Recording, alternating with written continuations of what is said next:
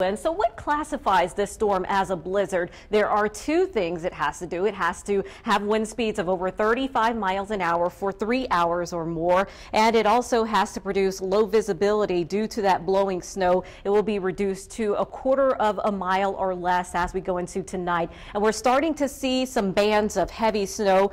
So what does that mean on the radar? We see dark shades of blue. The darker the blue, the heavier the snow. And that is what is happening right now in Bridgeport and just to the north, extending up toward the Merritt Parkway. And with this, we will see the potential of very heavy snowfall rates. And elsewhere, looking across southwestern Connecticut, a lot of heavy snow. And snowfall rates, once again, could reach about 2 to 3 inches per hour, and this thing is going to last for quite a while. We're seeing the snow, a heaviest snow band setting up just to the east of us, and that will be working to the west into our area as we go into tonight. So heavy snow lasting for several hours, gusty winds, and this is a very large storm that extends all the way out into the Atlantic, but the center of the storm is still very far to the south, and that is what is going to move closer as we go into tonight with the winds picking up, the